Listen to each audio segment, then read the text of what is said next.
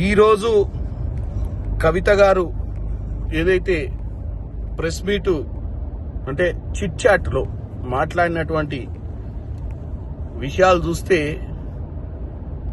గతంలో ఎన్నోసార్లు మేము బీఆర్ఎస్ బీజేపీ కలిసి రాజకీయ నాటకాలకు తెరలేపినాయి అనే దానికి నిదర్శనంగా తెలుస్తుంది.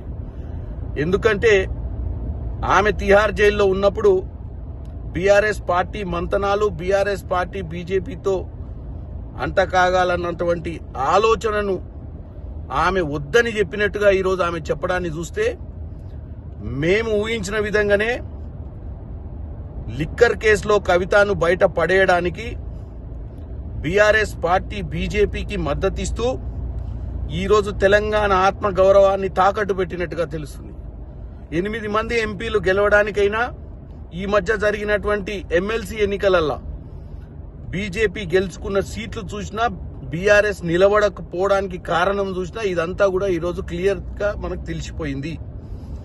నేను ఒకటే చెప్తున్నా, ఈరోజు కవిత లేపిన నాటకానికి ఇవాళ వాళ్ళ ఇంట్లో ఉన్నటువంటి సమస్యలా, లేకపోతే ఏదైతే కథనాలు ఈరోజు కాంగ్రెస్ పార్టీ వైపు మొగ్గు చూపుతున్నారన్నటువంటి విషయాన్ని ఒక పార్లమెంట్ సభ్యునిగా నాకు తెలిసినంత వరకు కాంగ్రెస్ పార్టీకి ఈరోజు కవిత గారి అవసరం లేదు. ఈరోజు బ్రహ్మాండంగా రాష్ట్ర రాజకీయాల్లో ప్రజాపాలన అందిస్తూ ముందుకు పోతున్నటువంటి కాంగ్రెస్ పార్టీలో నాయకత్వ లోపం ఎక్కడ లేదు. మాకు కొత్తగా అవసరమైనటువంటి లీడర్షిప్ కూడా అవసరం లేని పరిస్థితి ఉంది.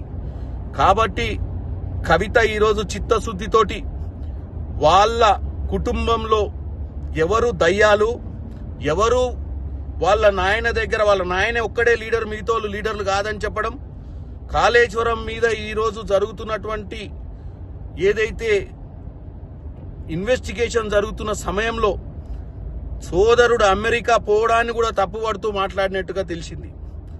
దీన్ని బట్టి చూస్తే కవిత గారికి ఈరోజు తెలంగాణ ప్రజల ముందు వాస్తవాలు చెప్పాలనుకుంటే ఉట్టి మాటలు లేఖలతో కాదు, ఆ దయ్యాలు 10 సంవత్సరాల్లో తెలంగాణలో దోచుకున్నటువంటి డబ్బులు ఏ విధంగా దోచుకుర్రో, ఎందుకంటే కవిత కూడా ఆ రోజు విట్నెస్ గా ఉంది. ఇవాళ తెలంగాణ ప్రజల ముందు ఆమె ఆలోచనలు గాని, ఆమెకు భవిష్యత్తు ఉండాలంటే కూడా వాస్తవంగా ఆమె వీళ్ళ పైన ఎంక్వైరీ చేయమని అడగాలి.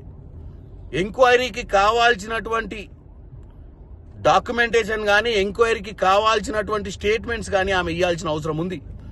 ఎందుకంటే తెలంగాణ తెచ్చుకుందే తెలంగాణ భవిష్యత్ కోసం. తెలంగాణ మిగులు రాష్ట్రంలో ముఖ్యమంత్రి అయినటువంటి ఆమె తండ్రి గారు 8 లక్షల కోట్లు అప్పు చేసిపోయిండు. ఈ తెలంగాణని ఈరోజు అధోగతి పాలు చేసిపోయిండు. కాబట్టి కవిత గారు, మీకు నేను ఒకటి విన్నపం చేసుకుంటున్నా, మీరు దయచేసి వాస్తవాలు చెప్పాల్సిన అవసరం ఉంది. ఆ దయ్యాలు ఎవరో పేర్లు చెప్పాల్సిన అవసరం ఉంది. వాళ్ళ మీద ఎంక్వైరీ పెట్టాల్సిన అవసరం ఉందని తెలియజేస్తున్నాను.